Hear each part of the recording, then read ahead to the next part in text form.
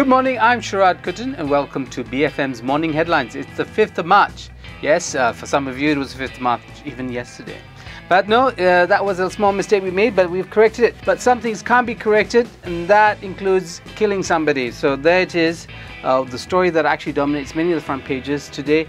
A bloody encounter between a policeman and some suspected criminals. They were on a routine check in Klang somewhere, and when they encountered these people they would not stop, and a scuffle ensued. One policeman was stabbed to death and another one suffered injuries. So you have that in most of the morning papers, either as a headline or as a major story on the front page. So bloody encounter, pistol tak Maletto, which means the policeman's gun did not go off in time, a cop killed by illegal immigrants. That's perhaps something to be determined. Also there, a picture of the man who survived the attack, the policeman, and many, of course, grieving relatives in there, the grieving relatives there. There you have Sina Harian also with that story, more on that page. So yeah, pretty much everybody has this story.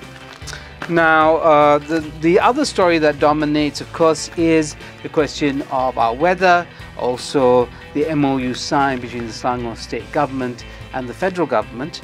Many pictures of happy encounters between the Menteri Besar of Selangor and his counterparts in the Barisan Nasional. So there you have happy picture. I'll show you a couple more just to prove my point. Yeah, another happy picture there.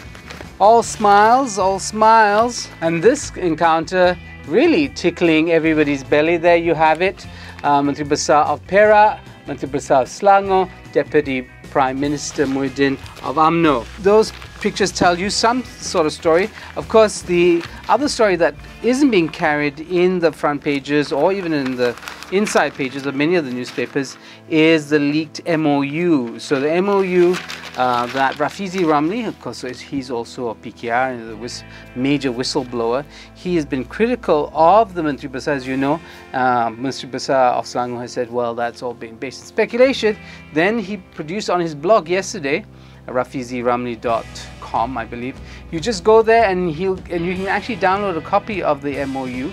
This, of course, is not the signed copy. This is what he claims is the same document that was signed. So make of it what you will. It's a complicated document, something I hope the media starts to unpack. The other stories on the front pages, of course, continue water issue. There's a water crisis, our environmental haze issue, because the Met Department noted that much of the haze comes locally. We can't blame the Indonesians for this. We try to blame the Indonesians for everything else, but this is something we cannot blame the Indonesians for. And of course, the question is whether the media makes a distinction between the water crisis that we're suffering now and the issue of Langat 2. So there seems to be some attempt to conflate the two.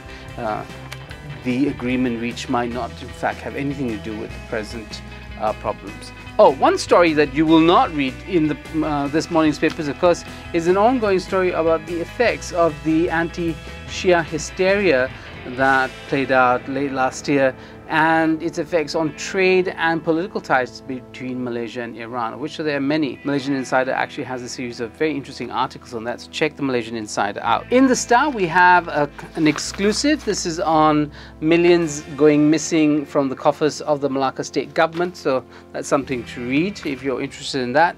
Also, Sina Harian plays up a story of an attack on a mosque in Kuala Besut in Terengganu. Now, the word biadab there means, you know, lacking, being uncivilized and uncouth. So I guess that's a word to highlight for today. Biadab. Yes, biadab. Exclamation mark. Now, that biadab is very interesting. This story makes it the front page the day that, in fact, the federal court makes a decision on the Allah issue. There's a lot of stuff in the internet as well. Remember the viral image of Malay people apparently in a church. It turned out it wasn't a church, it was ISTAC, which is the Institute for Islamic Thought and Philosophy. Also, the people gathered there were listening to a government talk on family planning, but that was put out on the internet as if it was people committing apostasy. Now, Sinar Harian carries this on the front page. It gives many pages to the story. You can see it goes on page 2, it goes on page 4. There's a lot of this in Sinar Harian.